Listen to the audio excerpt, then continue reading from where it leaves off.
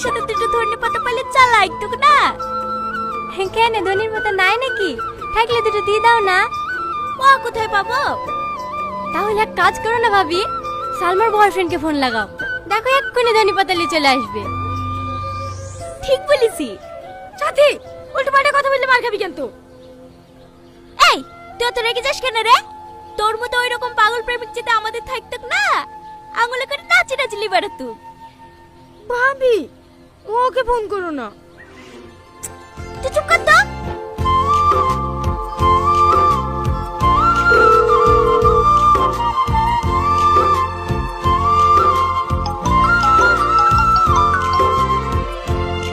Hello. হ্যাঁ হ্যাঁ ভাবি বলো। কোথায় আছো? এই তো ভাবি ভাটাতে। সবসময় ভাটা দেখলে হবে? তোমার গার্লফ্রেন্ড যে কোন শেষকে খাওয়ার লেগে ধনের পাতা খুঁজে পাচ্ছে না, তাড়াতাড়ি ধনের পাতা আসো। ঠিক আছে ভাবি, আমি এক্ষুনি আসছি। কিরে, খাবি নি?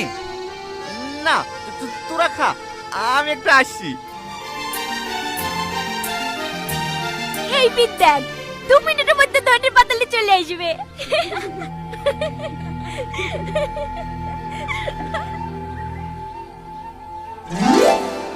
এইলা ভাবি, এই ধনি পাতা। তুমি ভাটা ছিল না? হ্যাঁ ভাবি।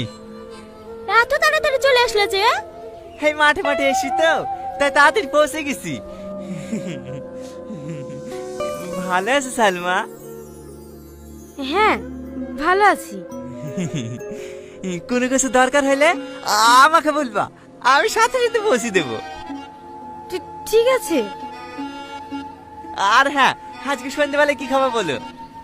কি খাবো আবার? এই ছুরি, লজ্জা করছে কেন? একটু আগে বলছিল জিলাপি খাওয়ার কথা। রাজাপুরে বলে মেলা হচ্ছে, ওইখান থেকে সন্ধ্যাবেলা 1 কেজি জিলাপি লেসি দেওয়া হবে। ঠিক আছে, আর কিছু গেলে বলবা ভাবি, ও আবার আমাকে বলতে লজ্জা করে।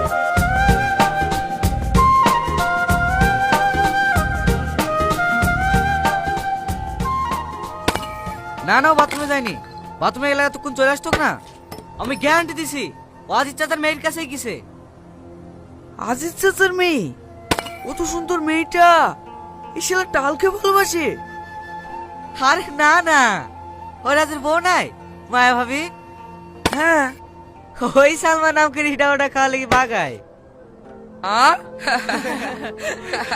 আরে হ্যাঁ, তুই একবার বলেই দেখিস, সালমা তোকে বিশাল ভালোবাসি রে। তুই যা চাবি তাই।